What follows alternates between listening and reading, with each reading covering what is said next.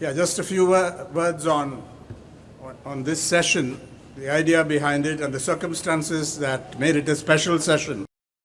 As you know, when we were planning the program, the festival, this did not happen, but we are very concerned about this whole attempt to suppress free speech, the freedom of a creative writer, namely Peril Murugan. And as some of you know, the original session, once we introduced it, was going to feature the writer himself and his publisher. But after what happened, which will be the subject of this discussion to start with at any rate, we had to reconfigure this whole panel discussion, and Justice Chandru, retired judge of the Madras High Court, and Sashi Kumar kindly agreed to come on board because there was no question of Peril Murugan coming in. And also I think the publisher would, we didn't think it would be particularly useful to bring that alone. So the issue that has come to the fore is this issue. I think many of you are concerned about this, and that is why there is such a turnout today, I think. But we also want to discuss the larger issues that arise from the recent happenings. A shameful happening for Tamil Nadu, and I think we'll come to that. So I just want to explain why we introduced a special session in the first place and then had to reconfigure it. And I hope it will meet your expectations, this panel discussion. Our moderator, of course, is Professor Venkatachalapati, and he will start.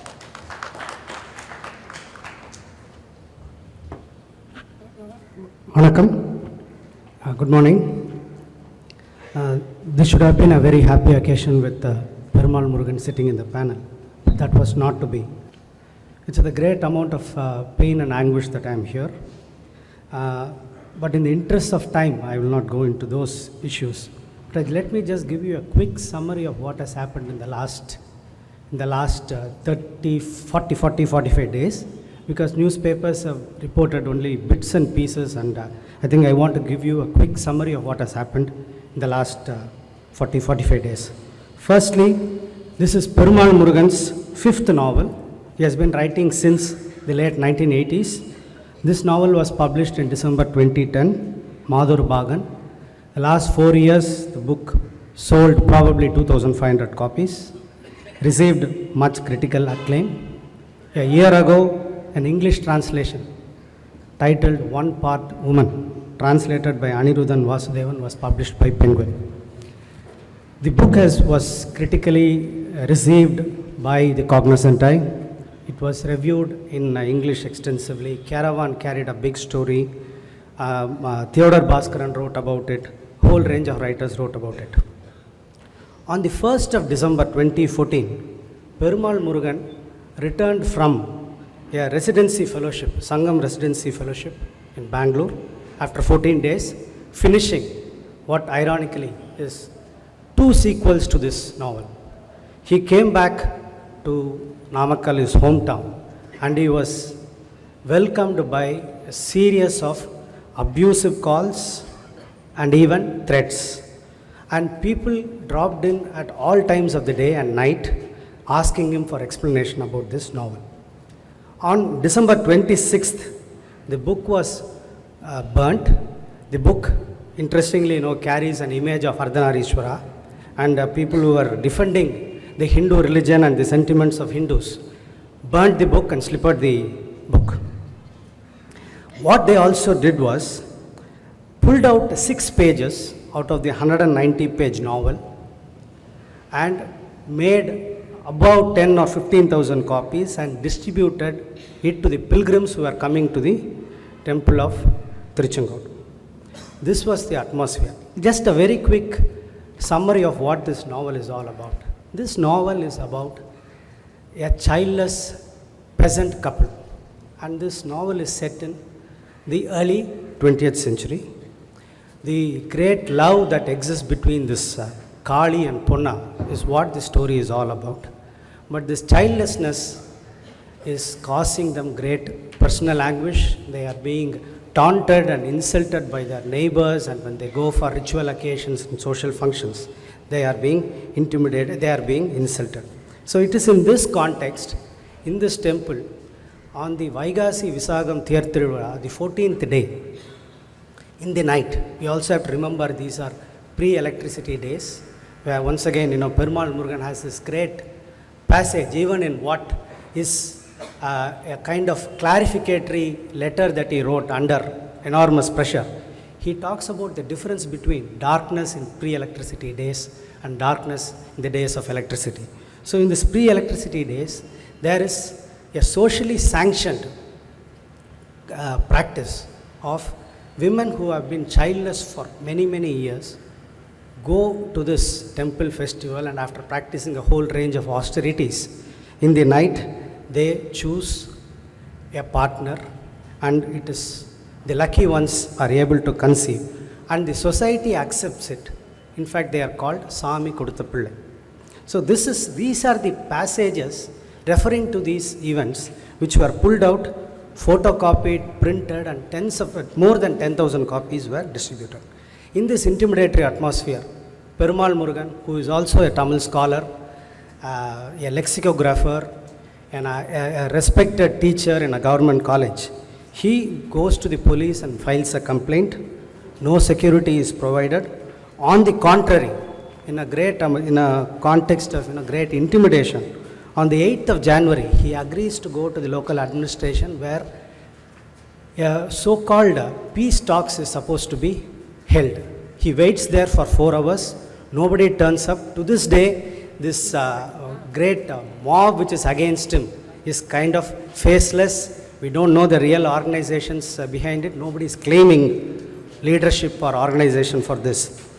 At 9 in the night, on the night of 8 January, the local administration, instead of giving protection to him, pointedly tells him that, he should leave the town. So he leaves the town on midnight of 8 January, goes to a friend's place in Krishnagiri. He spends the night there, and on the advice of friends, he is brought to Chennai. He is in Chennai for about 3 days. I saw him, I talked to him during this time. He was extremely fragile. He was on the phone all the time. Pressure was coming up from all kinds of sources.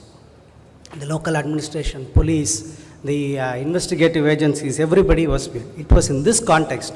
On Sunday, they used the word summons. They said, you are summoned to Namakkal, you should come there.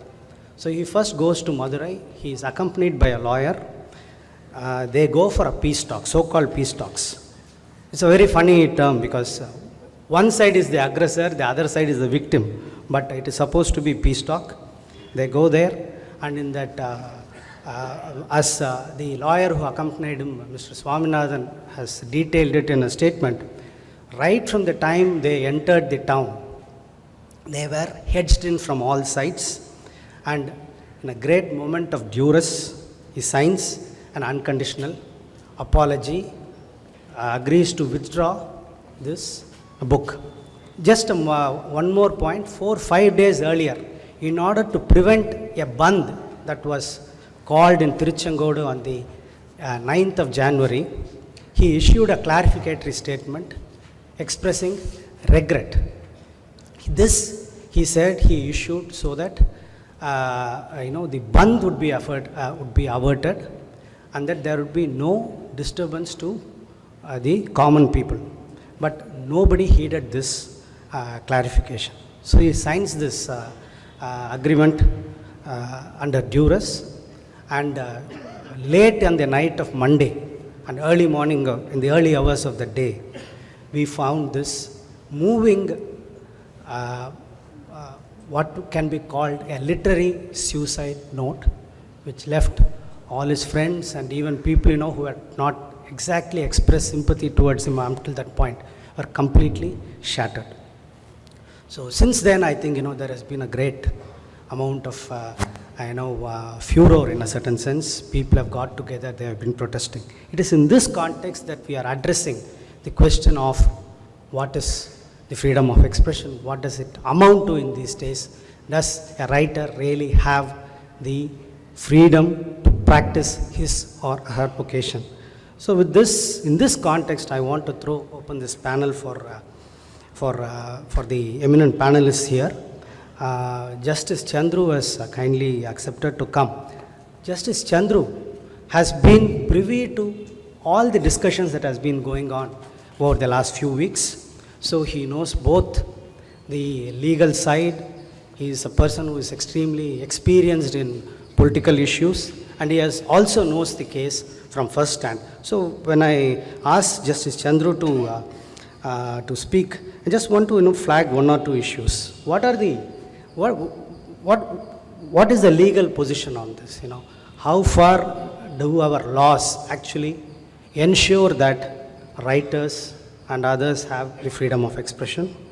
And one specific pointed question: what is the validity of this so-called agreement that was signed by Perumal Murugan? Very interestingly, if you see that agreement, Perumal Murugan has signed on one side, and there is a long list of signatories on the other side. So it's a visual, graphic representation of duress, if you can have one. Justice Chandru.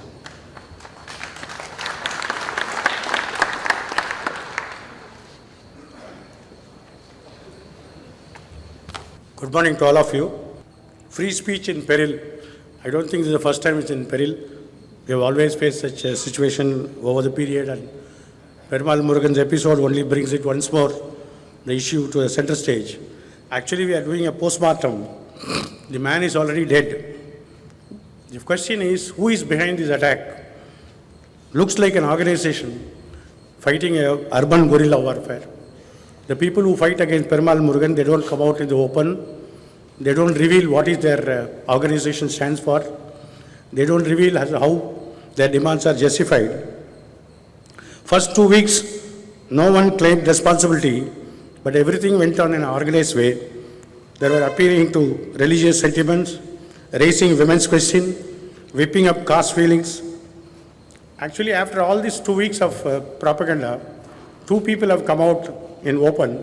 One is Mr. Iswaran of the Kongu Velalar party, which is a caste-based party of the Gounder caste.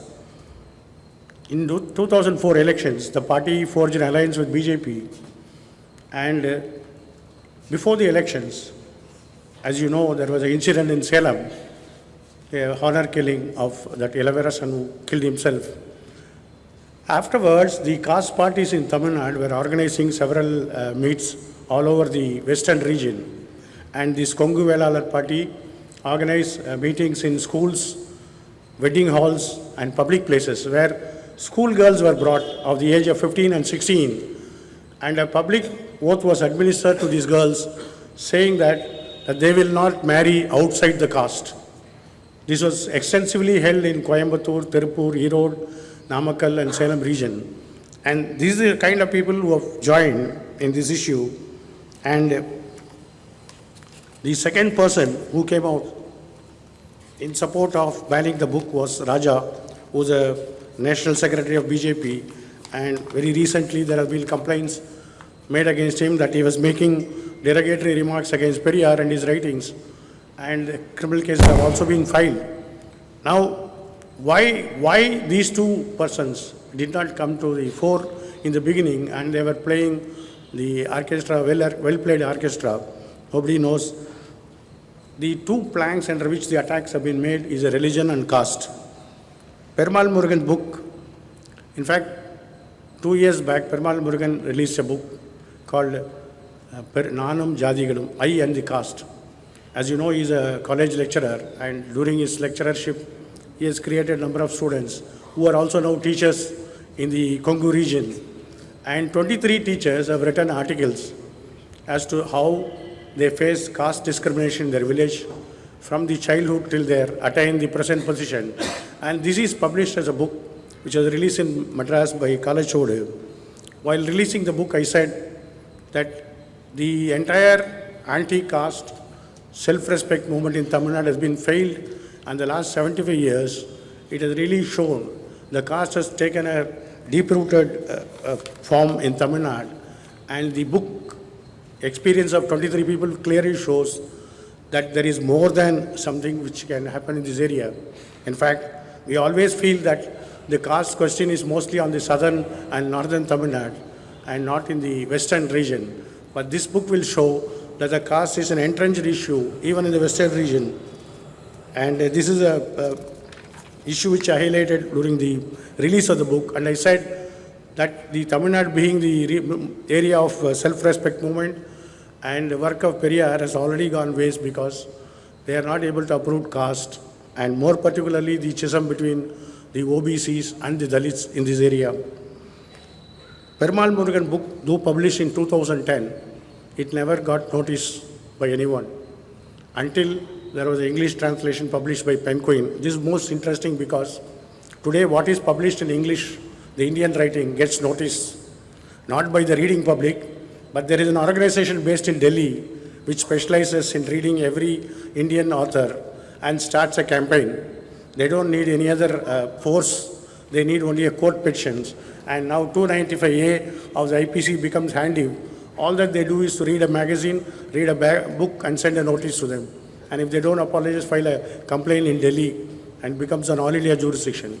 And there are many publishers have become succumbed to this blackmail. And you have seen the Penguin withdrawing the book of L.D. Dogner, and the other publisher also withdrew the book only because of the threat of 295 complaint. 295, we'll come to that later. Now there can be groups today which can control what people should read and what people should not read. And this is the most dangerous situation that we have faced. And it is one of this group which after finding the English book offensive, or at least they can make use of, they send some representatives to Namakkal and Salem, start working among them. In fact, you will be surprised to know the groups which are fighting against Perumal Murugan did not even have a copy of the Tamil book which he wrote 4 years back. And somebody was sent to his house and he gave the first copy to them. In fact, that became the fodder for the entire agitation. Therefore, the entire thing here is orchestrated from some organization from Delhi which starts working on these areas. For them, it can be caste, it can be women, it can be religion, it can be anything that you can think of. And this Shiksha Bachao Andolan committee, which is the third police today, and therefore when we talk about the freedom of expression peril, we'll have to think of these private Nazi groups which are operating in India without any impunity. The second issue which he came across, when these posters were put up and some phone calls came to Murugan, I asked one of the Namakkal lawyers to speak to one of the caller. There were 8 phone calls. 7 did not respond. One man responded to this lawyer, and this lawyer asked him, "Who are you?" He said, "I am a cargo operator." "What is your interest in this agitation?" No, he has written something offensive. So the lawyer asked the question, "Did you read the book?" He said, "No, sir. But our leaders told us it is offensive." So today, anybody else's statement is enough. That not that you should be convinced. Actually, we need not even convince anybody whether the book is offensive, whether the book should be proscribed or not. The question is whether he has got a right to write something or not, and whether the other groups can right to protest against this group. That's the only issue that has been there. And therefore, this is the first thing which we found. The people who are behind the agitation has never read the book at all. And it is not necessary at all. All that it is necessary is, it is against our caste. That's enough. Therefore, people can join. Now, the fundamental question is, when we talk about freedom of expression, it is well defined in Article 19(1)(a) as to what is the freedom of expression. And unlike the other Western countries, like more particularly US, we don't have that kind of a freedom. It is subject to the reasonable restriction laid down in Article 19(2). And the courts have given enough judgments as to what is the outer limit of a reasonable restriction. And therefore, if somebody takes to court, we can fight on a well-defined areas where this is where I have not violated the reasonable restriction and I have my right to express views. But today, it is not a question of the court dealing with such matters. It's not a question of our having a constitutional right. What is the real and persistent danger is a new trend that has set in. In this trend, a group of self-appointed agents who dictates as what should be published and what should be recalled from the shelves of the bookshops. For them, it is no holds barred fight. It could be anything based on caste, community, religion and nationalism, or race, or combination of any of these issues. The dilemma today is how to protect the right of freedom of expression from the self-appointed Nazis who are allowed to have a free run without any impunity. The Madras High Court recently dealt with two cases wherein it is expressed its anguish about people taking turns and attacking freedom of expression and later rushed to court to secure their own freedom. In fact, very recently, Madras High Court dealt with cases. One was filed by Mr. Vaiko. His party filed a case saying that they are not allowed to have meetings in Tamil Nadu to celebrate unauthorized birthday. It was not really unauthorized birthday they were celebrating. They were celebrating the birthday of Prabhakaran. But anyhow, they changed the name of the meeting, but still the police said no meeting. So when he went to the court, the judge asked the pointed question that if you want freedom of expression under the Constitution, is it open to you to deny the same freedom of expression to others in the state?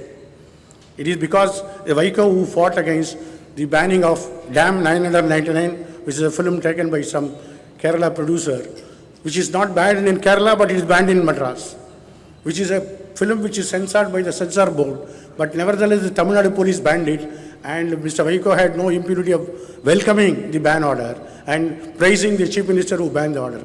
So the judge asked the question to the MDMK representative that what right today to demand ban of some film and then come here and say my meeting should be held?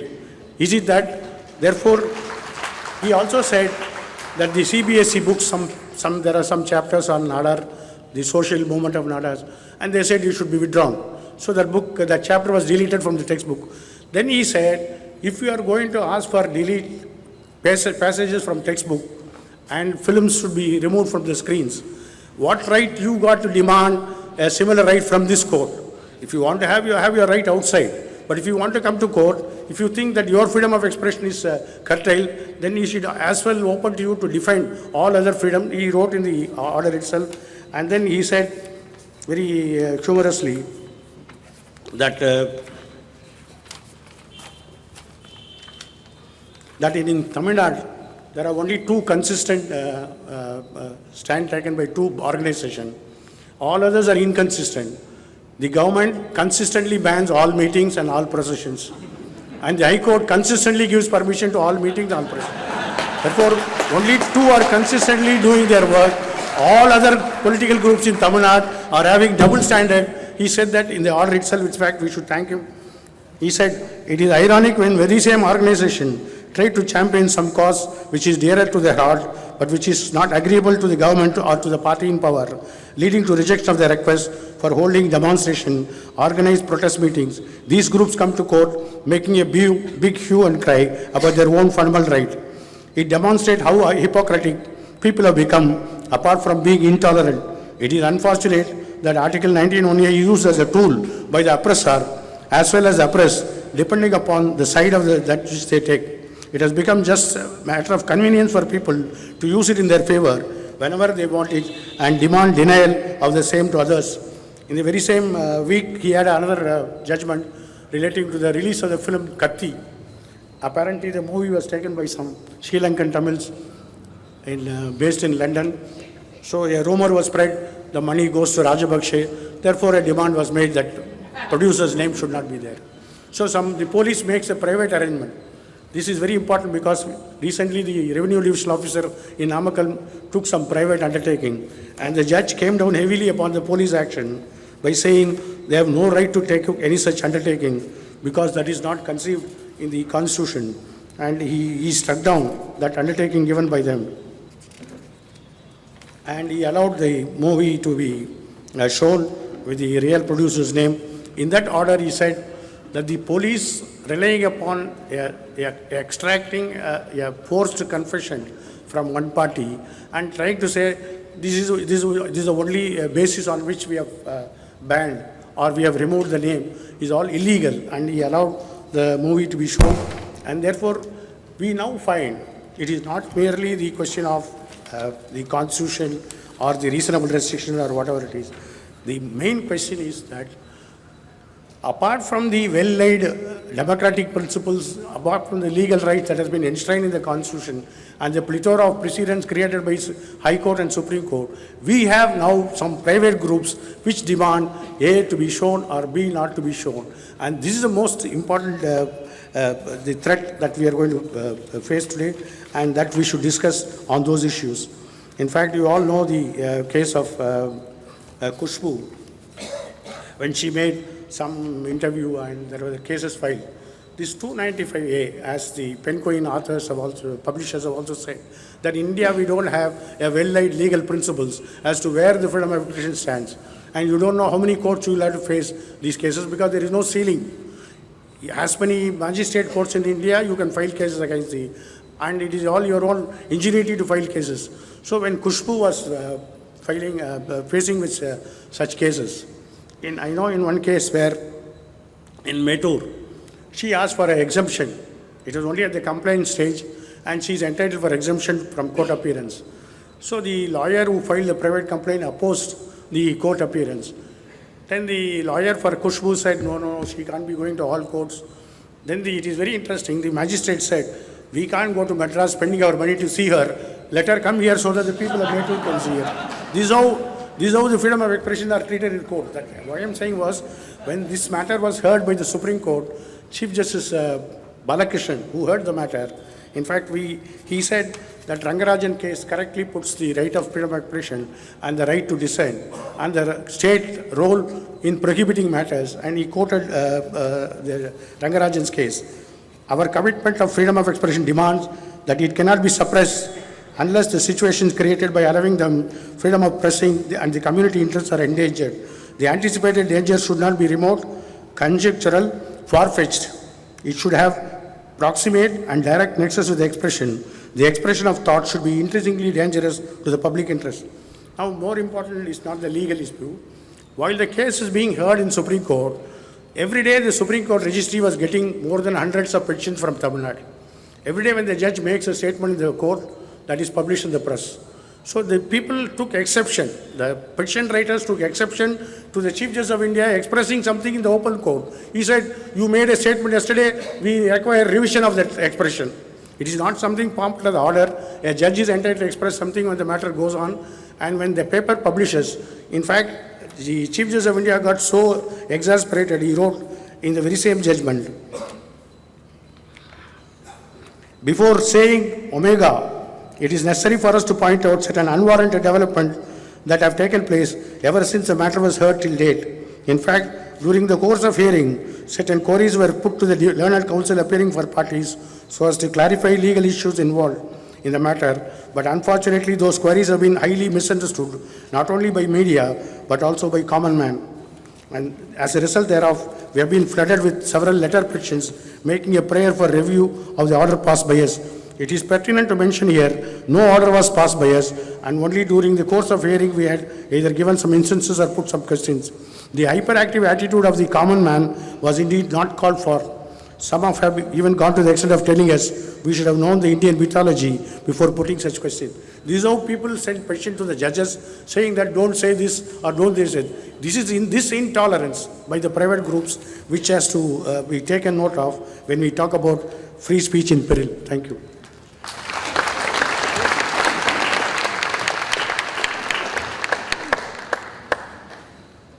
Thanks, Justice Chandru.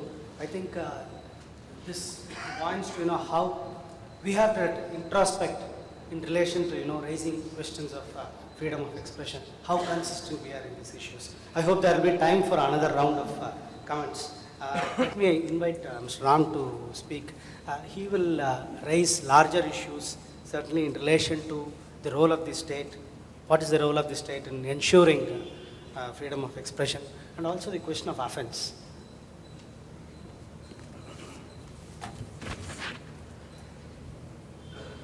Taking off from where Justice Chandru left this discussion, I think it was very clear from what he said that the law is clear, and had anyone gone to court, this issue would have been won.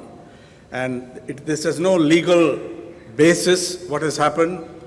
And secondly, and by implication, the agreement, the so-called agreement that was signed that marked the death of the writer is invalid. Is absolutely, it has no status of any kind other than what the writer and his friends and other supporters make of it. And I think at the end of the discussion, we should try to arrive at some concrete suggestions on what should be done in defense of this writer's creative freedom, and also what should be done on issues of this kind and affecting various others who exercise the right, the fundamental right to free speech within the boundaries laid down by the Constitution. It's clear that free speech has come under tremendous pressure in India.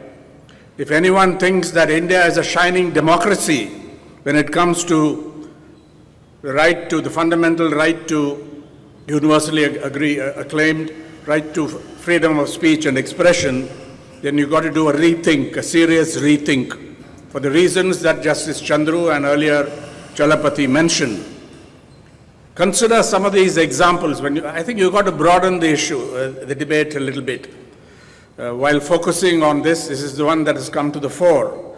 But if you look at the practice of the developments over the past quarter century, India was the first country in the world to ban Salman Rushdie's satanic verses, and carried through this policy of appeasement, of deadly intolerance, even murderous intolerance, to a Jaipur literary festival, criminalizing paintings by India's best-known painter, modern painter, M.F. Hussain, from 1996 onwards, with the state standing by as an orchestrated Hindu right campaign, Hindutva campaign, intimidated him with dozens of criminal complaints filed across the country, vandalized his artworks and exhibitions, and eventually forced him into exile in Dubai to die at the age of 95 in London as a Qatari national, carrying out several acts of localized violence and intimidation against journalists, writers, historians. Consider what happened in Maharashtra when a historian published a critical appraisal of Shivaji. Cartoonists, this state has the distinction of sending an editor of a magazine, the late S. Balasubramanian, to jail under the Legislative Assembly did that on contempt of the legislature because the cover page of the magazine had a particular cartoon lampooning the ways of our legislators. Artists, activists, and others have been assaulted. Assaulting journalists and sending toughs to stone, smash, and burn the offices of media organizations. I don't want to exaggerate the scope of this. It happens here and there. Piling on criminal defamation cases against various people, journalists, politicians, writers, etc., with the lower courts, and that's an important point we need to address. What can be done about this? The lower courts hardly applying their mind to prima facie admissibility even under our illiberal laws, thus ensuring, to quote a senior lawyer, Rajiv Dhawan, that the process is the punishment. Blocking text or SMS services in the name of law and order or public order, and then the notorious intermediary guidelines rules under the Information Technology Act 2000 as amended in 2008, threatening to tame the social media, which among other things shows a complete inability to understand the nature and ways of the sharing beast, using the sedition law against the writer Arundhati Roy, imprisoning a cartoonist for sedition, with the result that the Indian criminal justice system has itself become a cartoon gone viral on the World Wide Web. And this brings us to what Salil Tripathi, in a tweet some time ago in free speech debate, said, the biggest threat, combination of state passivity, antiquated laws, and existence of the right to feel offended. The antiquated laws, we had to amend it in light of what Justice Chandru said, that when you go to courts, always strike down these, and that's a good thing that's happened. So the right to be easily offended for all kinds of collateral purposes, for all kinds of motives. And what he said about it's the translation that triggered the whole action, I think is very important. So I think this is the larger picture in which the Perumal Murugan episode fits. And we don't have to give up on this yet. It requires writers, publishers to stiffen their backbone. I don't want to say more about that because we sympathize with this particular writer who seemed to have been isolated, but I surely think there are other ways in which it could have been handled by him. The publisher who's sitting here, Kannan Sundaram, deserves a lot of credit for standing up against these threats. He's here. Why don't you stand up and be recognized? But there's only so much that a publisher can do when the writer takes a particular stand. So we are in full solidarity with this writer, but we have the right to raise the question, could he not have done differently? Could it not have been handled differently? Which I think is important in this discussion. Now, the moderator referred to the right to offend. The right to offend within the limits laid down by our Constitution and the laws. And in this connection, I was taken with a recent interview given by, or rather recent remarks made by Salman Rushdie at the University of Vermont in Burlington. I think this was on January 15th. He spoke about the role of art in the widest sense, is to go to the edge, open the universe, and expand minds. But doing that was not easy, and artists could not occupy a middle ground. This is the formulation by Rushdie. He said, and to quote again from that speech, and so artists who go to that edge and push outwards often find very powerful forces pushing back. Here, politically led forces, communal forces ganging up with casteist organizations, the way Justice Chandru brought out, probably commanded from Delhi by an organization which refuses to show its face. Let's not be coy about naming this organization. It's the RSS and all the outfits that are around it. Because a major BJP leader has owned up. He's expressed his opinion on this. He wants this to be suppressed. So I think Salman Rushdie, who should know about it more than most people, most writers, is absolutely on the ball, I think, in talking about it.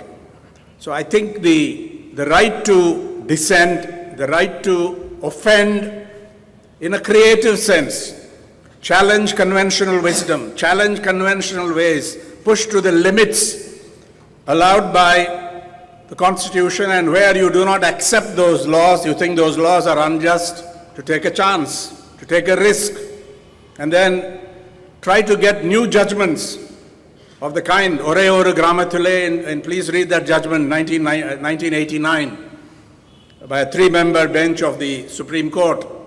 And also read a judgment on the M.F. Hussain case delivered by the Delhi High Court in 20 minutes to go. I doubt you'll be able to conclude in 20 minutes, but let's see. Yeah, so this judgment was given by Justice Kaul, who is now the Chief Justice of the Madras High Court. Please read it. It talks about the frontiers to which you could go. I want to end by saying this is what good writers do, artists do, creative writers do, the best among the best. And here is Hilary Mantel. I think many of you would have seen this, the title story of this short story collection, this wonderful short story called The Assassination of Margaret Thatcher. There was even some stray voice in the UK wanting her prosecuted. Of course, Thatcher is dead. Hilary Mantel hated Thatcher's politics. She imagines, she actually lived on a street in a flat next to a clinic where Margaret Thatcher as Prime Minister came to have minor eye surgery. And Hilary Mantel imagines, given her own worldview and outlook, that an IRA gunman breaks into a flat and then She's going to be a sitting duck or standing duck as she comes out. They know exactly what's going to happen. And the story starts by she breathed her last on such and such, in such and such circumstances. A wonderful piece of creative writing, imaginative writing, beautifully etched. And this is what writers are supposed to do. This is also about the past. We are talking about something in Perumal Murugan's case that happened more than 75 years ago. And yet they claim to be offended. So I think the time has come not to be too timid or not to be too conservative in our defense of free speech, but to take chances, use the full opportunities provided by our judgments of the higher courts, the high courts and the Supreme Court, and create solidarity among writers. And I can only say that I think it would not be taken amiss if I said that our moderator was in terrible shape. The morrow of that happening, nobody knew what to do. He could hardly speak. He was in real distress, as though it had affected him personally. But I think a couple of days later, this remarkable rallying of writers, also in the Madras Book Fair, in the Chennai Book Fair, and elsewhere, rallying of writers in defense of Perumal Murugan and free speech, that has lifted spirits.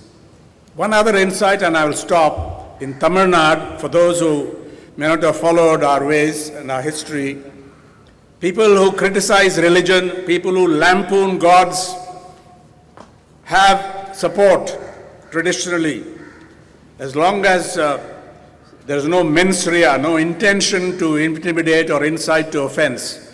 But those who touch upon sensitive caste issues get into trouble. And Tamil Nadu, secularism demands that you should protect free speech against religious fundamentalism as well as caste fundamentalism, caste hatred, and so on. This is a point that's up for discussion.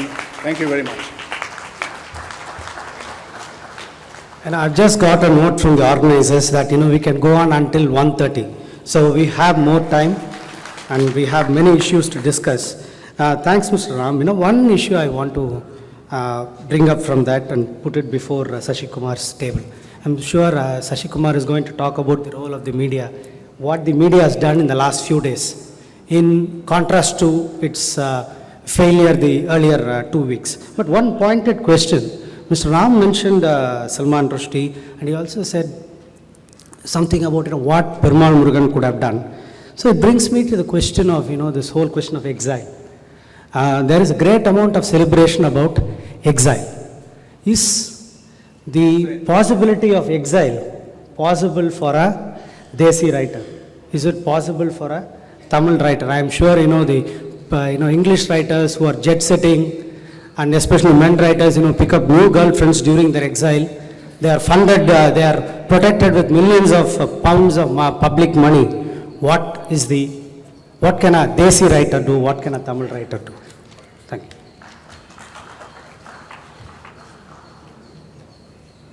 Well, thank you. I'll start by taking the liberty with the moderator, Venkatachalapati, about saying that it's slightly unfair to characterize Salman Rushdie the way he has done about picking up new girlfriends while in exile. I think he stood for solid courage and the way he has had to live under the shadow of a Khomeini diktat. And even today I noticed that on the cartoon issue and what's happened in France, he has come out openly against religion and how religion plays this terrible role in our lives. On this issue, on this particular issue of what's happened to this Perumal Murugan, it's fascinating. Both Ram and Justice Chandru have actually covered most of the ground and very, very astutely. But what strikes me is that what you see has happened is a kind of katta panchayati kind of phenomenon in which the state is complicit, in which the local administration is complicit. This is not a peace meeting, this is pacification. You call a person, you threaten him, will blackmail him, make him write up something and sign it and tell him quietly that you better leave the town, otherwise you can't live here. Now this is what katta panchayats do, this is what khap panchayats do. And we recognize it as such. But here you have a queer mix where the state is abetting the process of banishing a writer, of exiling a writer, at least from his writing, if not physically from the place. And obviously the man is so vulnerable, he's so marginalized, what else does he do except, pour out his heart on the Facebook the way he has done. So I think it's unique in many ways. The second point that I want to make is that I think Ram referred to that. I think the need for the writer also to help us lead him, help us lead in agitation. Because if you abnegate everything, you throw in the towel and you say, I'm not going to write anymore. I think that was probably a state of frustration at a particular point. But if you're not there as a locus, as a flag, as a signifier to rally around, then I think it becomes a kind of vicarious activity, all that is happening around him.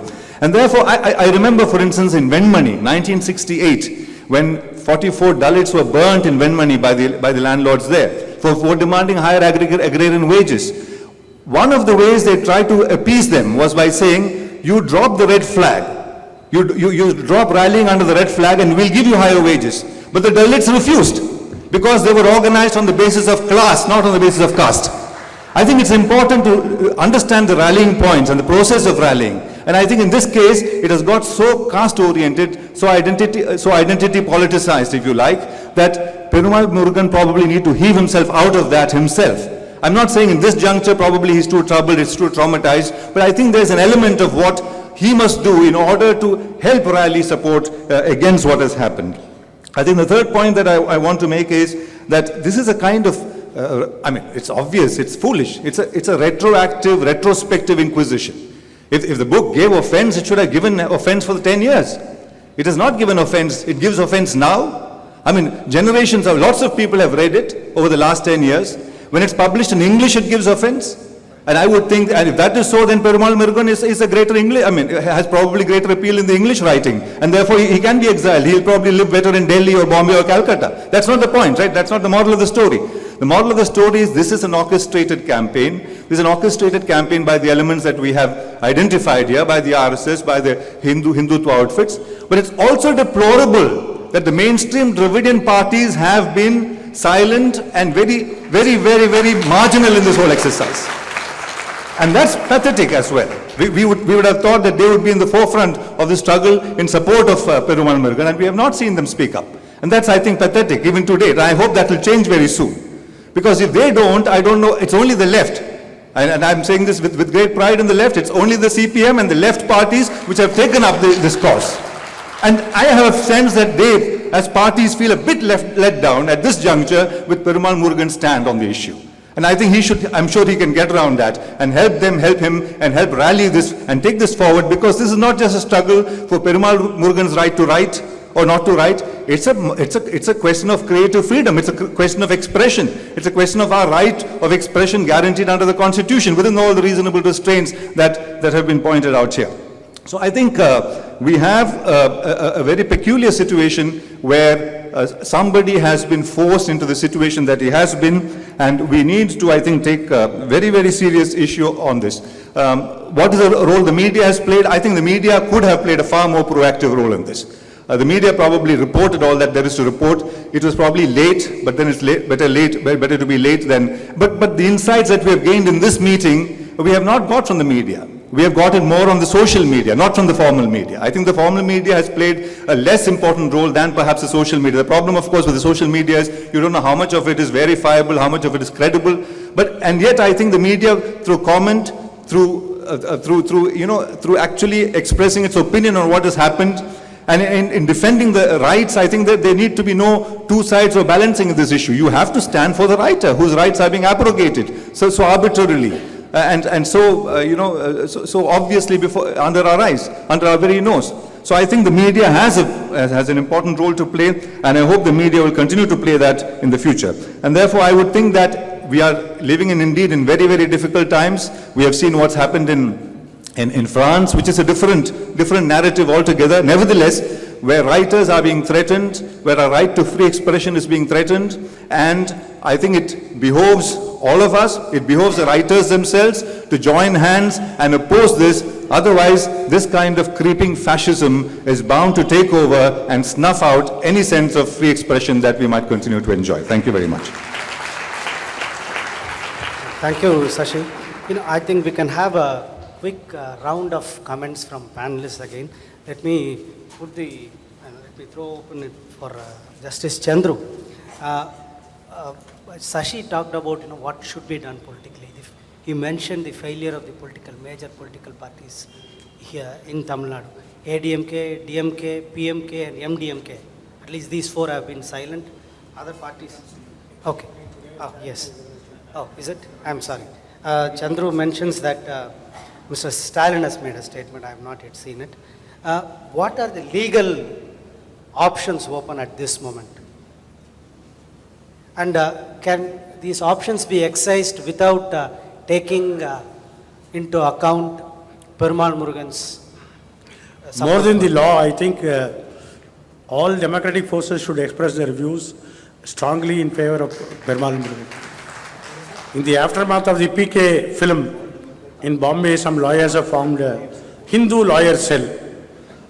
Whenever any religious issues come, the lawyers group will fight for the Hindu forces. Like that, we should form Article 19 cell and not just wait for an occasion. Like wherever there is a communal violence, there is a rapid action force. We are talking about disaster management. So we should have an advanced cell to counter such kind of a threat, and we should immediately form a forum to protect the right of expression guaranteed under the Constitution. That's one. Secondly, this subdivisional magistrate's order is thoroughly illegal, because in 2009 I have ruled in a similar matter that a subdivisional magistrate, in the guise of keeping peace, cannot extract any statement from any party which will violate the fundamental rights of the citizens. And therefore, it's not a question of not having legal precedent. We should persuade Perumal Murugan to come and stand with us, and we should fight along with him. He should not withdraw from this fight. The statement obtained by subdivisional magistrate was thoroughly illegal, and this is not the way to deal with executive magistrate power in a situation like this. And we should not only make this into a legal issue, but also a broad-based fight for a constitutional right of the citizens. Thank you, Justice Chandru. Mr. Ram, when you, at the outset, you said you would talk about the concrete suggestions that can be used for the defense of Perumal Murugan. I think the first thing that needs to be done is to have some conversations with Perumal Murugan and not accept his somewhat emotional declaration that the writer Perumal Murugan is dead. Because if that is allowed to happen, it may take time, and we would rely on the persuasive powers of the publisher, people like Justice Chandru, who have also had a role in the defense of this. He may not be able to disclose all the details, but he has been right in this from the start. And of course, Venkata Chalapati, who extended great support to him. I know that. We don't want to disclose the details of that. So the first thing to be done is to see what the writer has in mind, because I can't possibly believe that Chalapati told me that he's at the height of his creative powers. He's only about 48 years old. He's a teacher. He works in a government college, therefore he's bound by government rules. But surely somebody who, and also there are sequels. By the way, the book is available, the Penguin print edition. It's available in the Kindle edition under One Part Woman. And the sequel, two books, are also available for sale here. So I would expect every one of you to buy that book in some form, whether it's in English or Tamil, depends on you. But you have, I think, we have all of us some kind of moral obligation. And the publisher should consider reissuing the book in question, Mahadoru Bhagam. I don't know what the legality is, copyright and all that. You obviously defer to the wishes of the writer, but you can't take that literally. The book should be made available in some form, not just in the English translation. I read the English translation first, and then the relevant chapters in the Tamil book. I think it's not some powerless book. I refer to Salman Rushdie's comment. Powerful forces But the book also is powerful in many ways. The theme is very powerful. It's not for nothing that these people claim to be offended. So we got to meet them there and say he has every right to assert these views. He has done wonderful research. Theodore Bhaskaran, in an article, pointed out the kind of research backed by a grant from a foundation that went into it, but it's not heavy with scholarship. He uses it very deftly. The time is the time of Rajagopalacharya's premiere of Madras Presidency. Prohibition was introduced. There's a deft reference to that. There's also reference to a film at that period to place it in a particular point of time, period. And I think it's a very good book in that sense. So the essential task, is not going to be easy, is basing yourself on what has been discussed here, in particular what Justice Chandru said. The agreement is illegal. The RDO's initiative here is illegal. It's null and void. In any case, it was done under coercion. Therefore, don't take it seriously, ignore it, and continue to make the book available to the reading public and not just in English. And I hope that can be done. Anyway, the sequel, I haven't read the sequel. There are currently readers asked Perumal Murugan what happened, because it ends on a dramatic note, on a note of suspense, where he's about to hang himself, looks at a rope.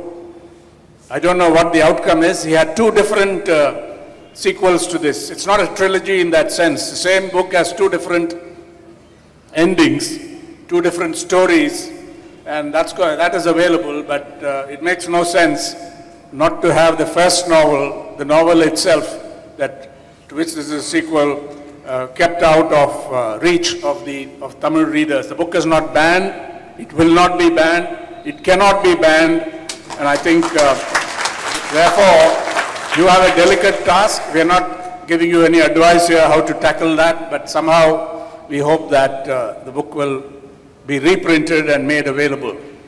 Secondly, I think Justice Chandru's suggestion on what should be done, form a strong body, a coalition of interests, writers, intellectuals, journalists, various others, people like Karthik Narayan, who's a very good translator, who's sitting here. You must come forward to defend free speech and creative freedom, regardless of your political views on various things, whether you voted for the BJP or the Congress, or very few voted for the Congress anyway, or DMK or AIDMK or the left parties or whatever. On this issue, you must be very clear. Huh? Stalin issued a statement. Yes, an important update. The DMK leader Stalin has come out after some criticism was registered in the press, but nevertheless we welcome this condemnation, as we would in all such responses to what has happened.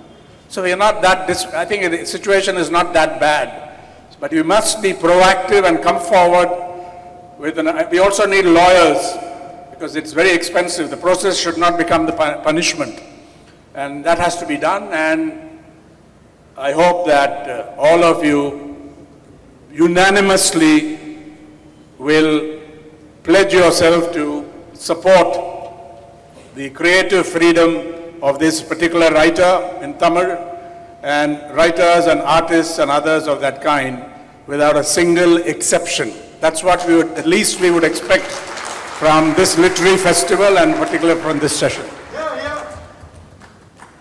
Mr. Sashikumar. I just want to reiterate the appeal that Ram made, and also to say that, just flag one or two issues. You know, the problem with this whole custom that is being interrogated, the problem with that is there's a lot of our literature, in regional literature, which talks about various similar such customs. And if you start retrospectively condemning or banning or stigmatizing this literature, you'll have a Pandora's box. It'll be a terrible situation. In Malayalam, for instance, I know any number of novels are written on the basis of the Nayar Nambudri liaison, the Nayar woman who has a liaison with the Nambudri. I mean, if you remove that, 90% of Malayalam literature is gone. What, I mean, and imagine somebody can now go to court and say Nayars are feeling very offended and therefore we should remove all this and censor all this. We have had festivals even now in Kerala, in Kodungalur, where you have Bharani festival, where people come, the right to offend, for instance, fascinating. They're taken up to divinity, where they come and sing songs which are obscene, which are supposed to please the Bhagavati there. And it's practiced year after year after year. So this is such a arabesque of culture, and this is what homogenizing and this kind of imposed. This is not even Hinduism. I mean, this is as you can see, it's kind of extreme ultra form of intolerance. It's pure fascism, and therefore obviously we need to oppose it. I'll just flag one last point in the beautiful novel I like the novel very much. By Perumal Murugan. There's an uncle of his called Nallapayyan, who, in fact, in those days, all the men had tufts. They had top knots, and he cuts his hair. He crops his hair. And therefore, when he comes, the village panchayat, the elders get together in that Gaundar village, and they censure him. They say, you can't draw water from the village well, you can't go to the temple, or you can't interact with the people, and so on and so forth. And he says he doesn't care. He's a kind of rebel. One would expect that Perumal Murugan's character was being reflected in that Nellupa, and I hope that character emerges again in the author and he helps us to rally around him. Thank you very much. Before I throw open the floor for questions, I know you must be bursting with questions. Since Mr. Ram also made a pointed reference to the publisher of the Tamil book, I think Mr. Kannan Sundaram, if he wishes to make a statement on what is Perumal Murugan's thinking at this moment, what is his position as the publisher and what can and should be done?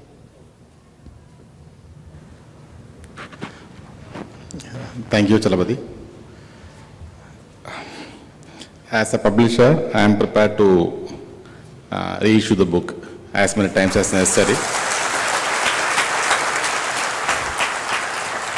And with the support of people like Justice Chandru and my friend G.R. Swaminathan, I hope I can also face the legal consequences. But Perumal Murugan is quite serious about this note. So he has clearly told me that he wants all his books to run out of print and remain out of print for the time being. So there is no way I can reprint them without his permission. As far as Madhav Bhagan is concerned, I sort of anticipated this as he went to that meeting. I advised him against going there. I was also summoned, but I refused to go. But he went, so what I could do was I asked all the booksellers at Chennai Book Fair to stock this book as much as they want. Therefore, they remained in sale till yesterday. But there's nothing more I can do about this as long as he tells me to reprint them. But what I can ask you is that any of you can scan a copy of the book and upload as an e-book anonymously, and I will not challenge it.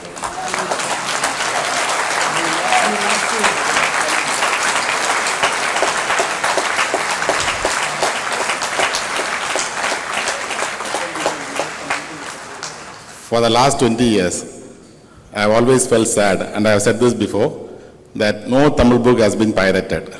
I hope this will be the first book. Thank you. Just one question to you, Mr. Kannan. Are you legally bound not to reissue the book? See, Perumal Murugan had signed that agreement that he wants to withdraw copies. I am not legally bound by that. But morally, I kept it out of sale in my own stall at Kalachodu and from my offices. But yeah, I am legally bound to reissue them only if he says I can reissue them. Is that the contract? Just a minute. Yes. What is the contract? I have a contract to publish him in Tamil and also to sell translation rights. But if I go very legally, then probably I think he needs to send me a notice to cancel the contract. Until then, probably I can issue it. But I can't do it in this case because Perumal Murugan is also my friend of 20 years. Thank you. Thank you, Kannan. So, we'll take questions. Please, just a minute. I just say that here is a highly conscientious publisher, and we commend your approach to this question. And this contrasts with the attitude of some other publishers. I don't think it would be fair to name them without their being here to answer in their defense. But you know who I mean, who withdraw books. And recently I read a newspaper report that a well-known publisher, an internationally well-known publisher, has advised authors of textbooks to avoid any reference to pigs or pork.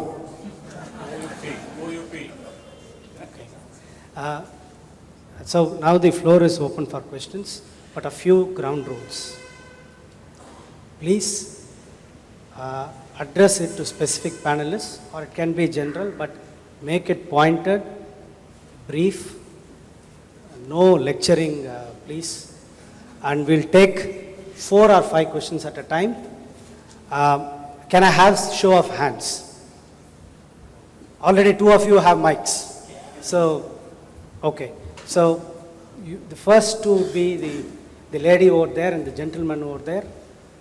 Third question would be the person. Fourth here, Mr. Okay, actually, my question is to really get to the heart of finding a solution for such a delicate issue. We have to first understand the situation more clearly. So the first thing is that it's taken for granted. I mean, everyone will agree that yes, free speech should not be banned, and every writer has the right for free speech. But we also have to understand the right of every citizen not to be offended. So in that context, I'm trying to see whether the society that was offended by that passage, was it the same society that was mentioned in that scene? See, there is a scene that occurs, right? And the society accepts it. You said that the society is accepting that scene. Now, was that same society now suddenly offended, or a different society? Let me intervene here, Okay. I cannot narrate the story back to you. It is up to you to read, because it seems you want to get offended. That is your right, if you so wish. So I can't explain the story. So before the next No, I'm not questioner offended. comes up, please stand up and then speak.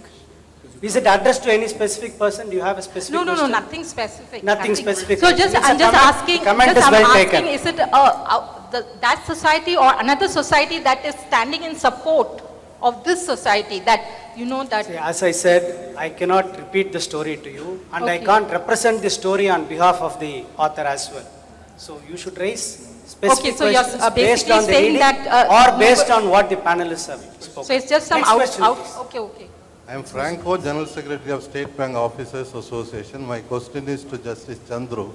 Can't we file a public interest litigation on I this? think this tendency to rush to court for every issue must stop, because the court is not best suited to find solution to all these problems. Therefore, this issue has to be taken as an individual issue in the name of Perumal Murugan first. And if and when the state government takes a position, then there is a scope for a public interest litigation. My question is to Mr. Justice. So, Please stand up now. I'm stand up here. My question is to Mr. Justice. What is the possible reason for a caste-ridden society of Tamil Nadu? Because we have the possibility of standing out of self-respect movements and the Dravidian parties. Even then, we are only this self-respect movement removed the caste from the surname, not at the root cause. What is the possible reason? What would be the course of action? That's a larger Dr. Peril sociological Just issue. One second. This is a larger sociological issue. I think while talking about freedom of expression, we can't go into the larger detail. It only shows that there are areas and areas where the self-respect movement propaganda, which was done 80 years before, has totally failed. And the castes have get greater roots into the soil, and fights are also fermented on the basis of caste and subcaste. So that's a different topic we'll have to discuss.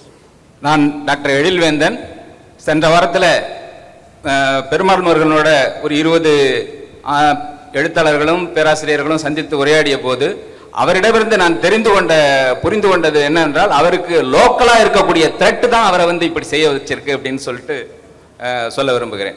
லோக்கலா நம்ம போய் எல்லா பேருமே அங்க போய் நிக்க முடியாது. ஆனா இந்த மாரல் சப்போர்ட் எந்த அளவுக்கு அவருக்கு உதவும்னு நான் கேட்க விரும்புறேன்.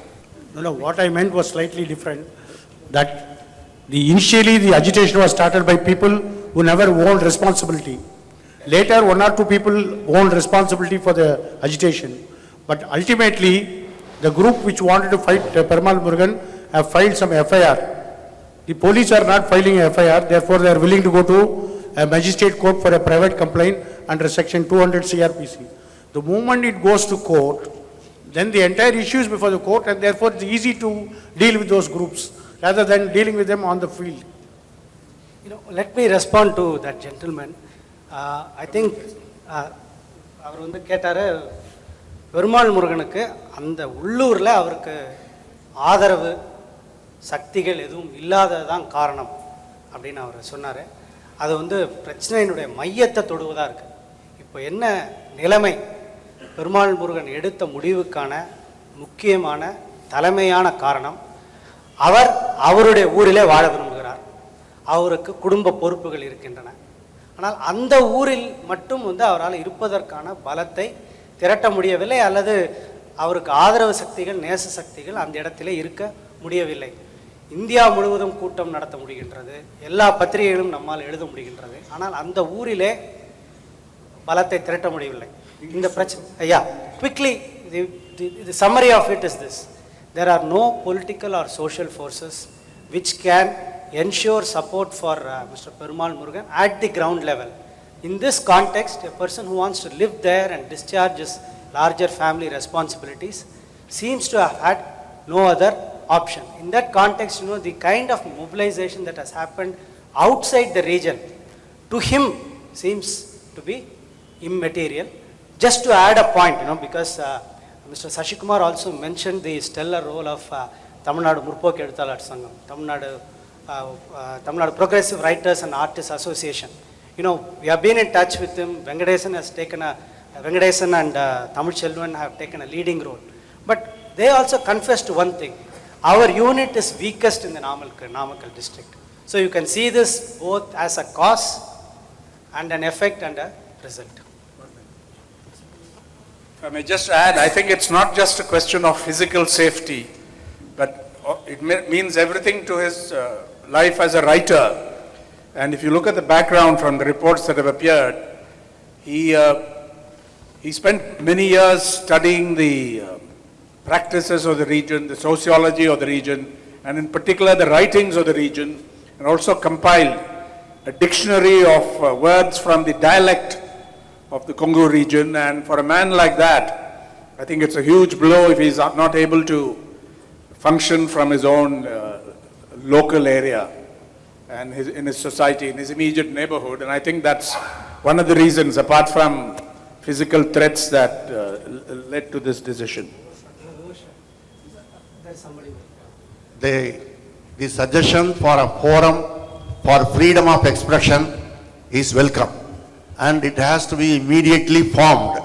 And I request, and I think, can it not be possible for a march in Chennai or wherever it is possible in support of these all intellectuals, leaders, all political parties, whoever are in support of Mr. Perumal Murugan's freedom of expression can join the rally.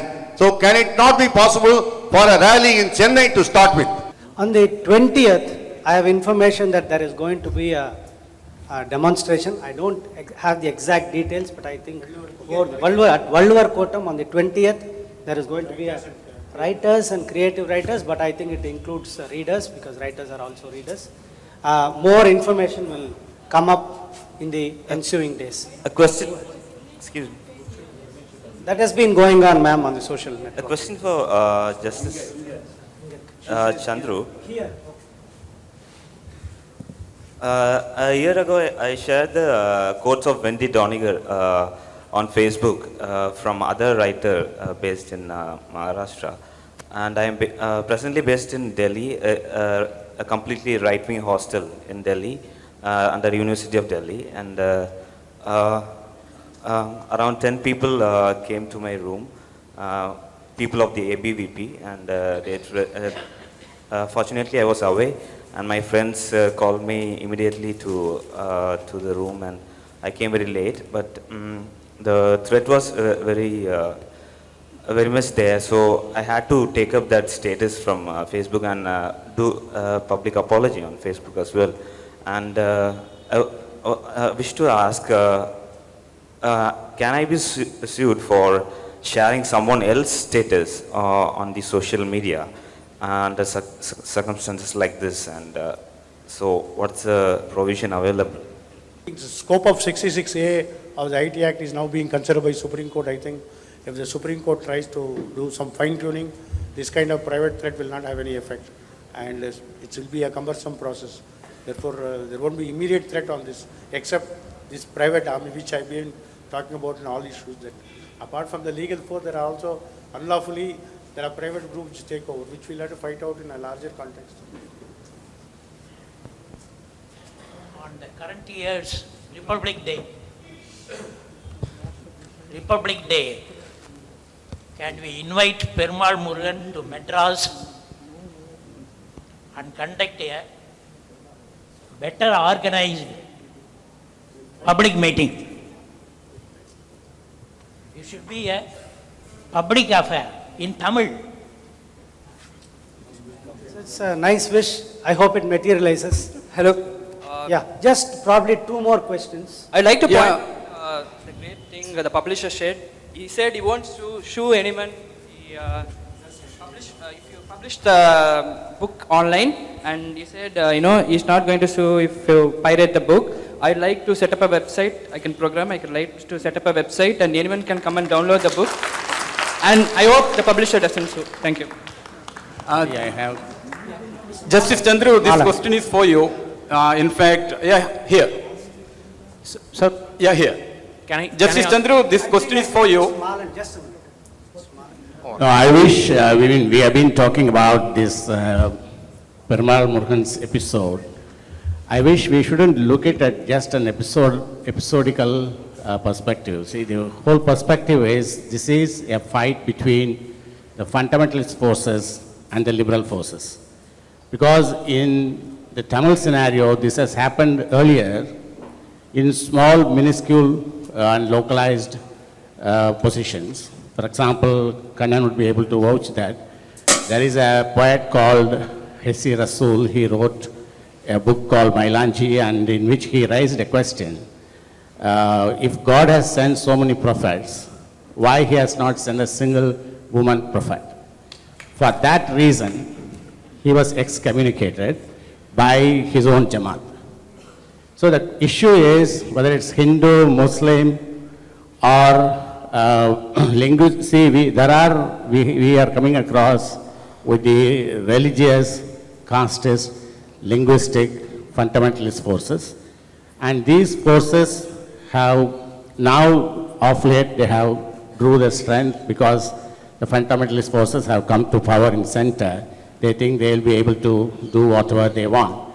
So the issue is how to weaken the fundamental forces, and we should think of working out plans, programs, strategies to weaken the fundamental forces rather than taking up one or two episodes from here and there and making noise whenever that happens.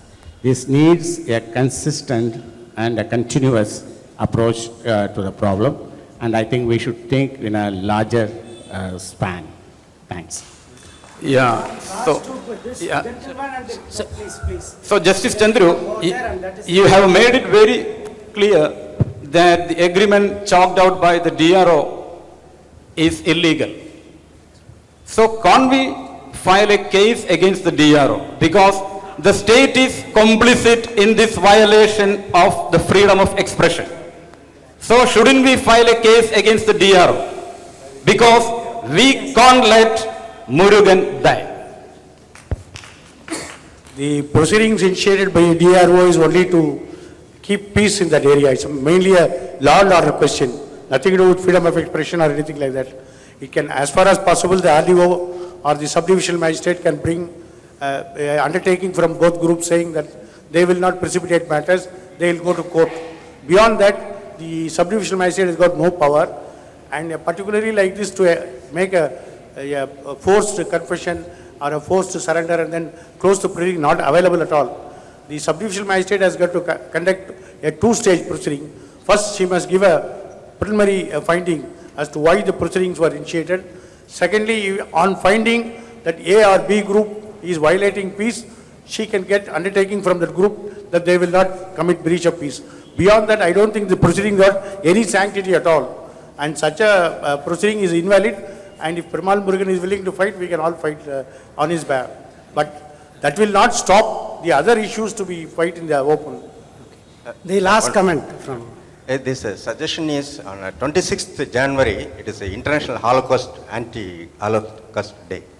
I think on that day we can do our programs on this Holocaust literature throughout the world, international festivals are around the world, so that it can be held on that day.